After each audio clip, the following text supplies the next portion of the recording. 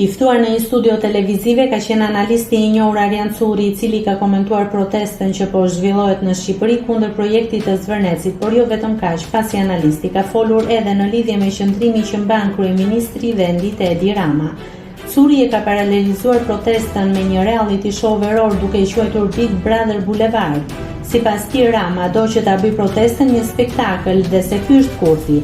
Analisti tha se në këtë Big Brother Boulevard Rama I bie që të jetë vëllai I madh. Ai shton se do të ketë edhe eliminime. Gjithashtu Curri zbuloi edhe emrat që janë propozuar nga populli për kryeministër të vendit. Pjesë nga intervista.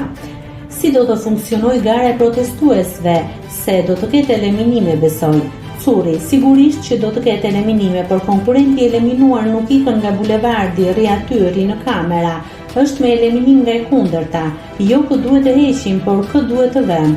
Është eliminim pozitiv.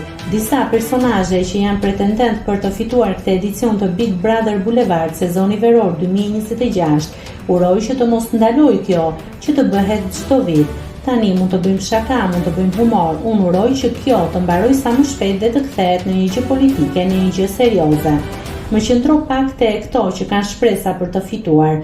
Curri. I pari që është propozuar për kryeministër është Marin Mema, që është gazetar I njohur I Top Channel, shumë I respektuar. I dyti, I cili përflitet shumë, është ai aktori I Portokallis që bënte policin, Florian Binaj, që është produkt I Top Channel. I treti, shumë I dashur, është Blendi Salaj, gazetari I Top Channel.